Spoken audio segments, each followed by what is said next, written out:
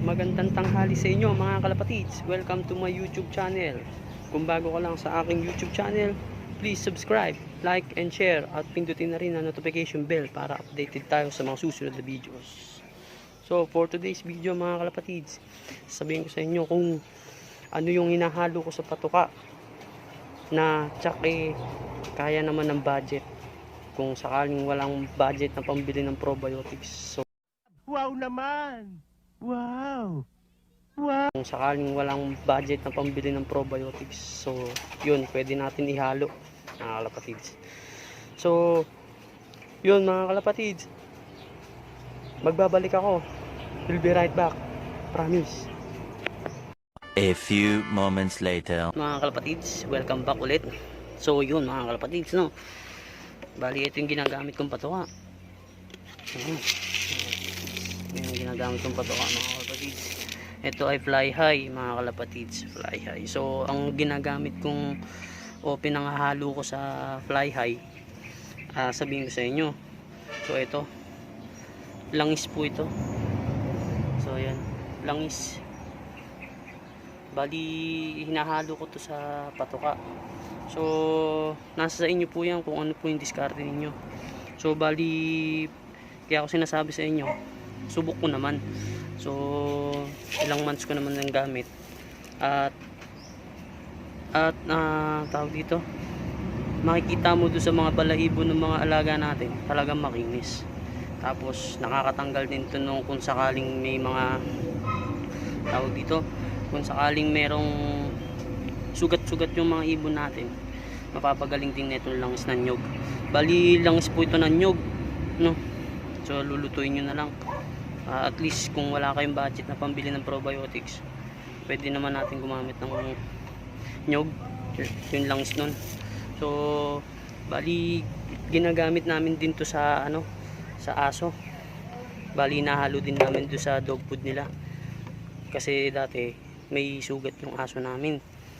Tapos so hanggang sa tumagal ng tumagal, natanggal yung mga sugat-sugat niya. Tapos gumanda pa yung mga balahibo nung alaga namin mga aso. So yun, kaya ginawa ko, tinesting ko rin sa ibon, sa kalapati natin. So yun, ang ganda na effective. So nakakataba pa at nakakalusog sila ng kumain. At yun mga kalapatids, bali tawag dito, paalpasin na natin yung mga young bird natin ngayong tanghali para sa ganun matuto. So ngayon ko sisimulan ng tanghali para at least walang ganun lumilipad tsaka mainit. So syempre magbababad lang sila sa bubong. So ganun din ginagawa ko sa mga old bird. Yung old bird napabatcher ko lang ng ganun, pero una pinuputulan ko muna ng pakpak o binubunutan, tapos ihagis ko siya dyan sa bubong.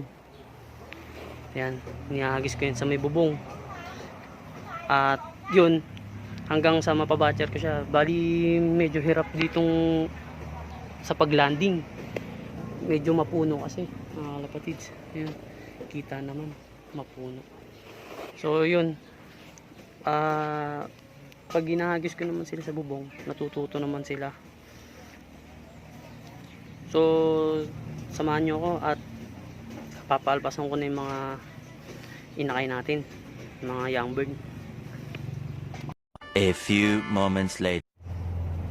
Yun mga kalapatids, ito na sila, mga inakay natin, mga young bird. So tatlo ito, nauna na yung isa at tinagpasan ko na.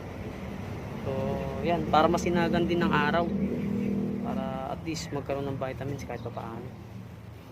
So yan mga kalapadis. Galing ha? So ayaw talagang umalis mga kalapad. So ito naman yung isa, anak ni Reggie.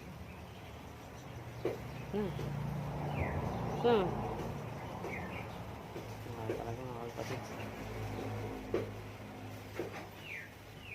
So yan mga kalapad. Bali yun may anak ni Reggie. Ayun.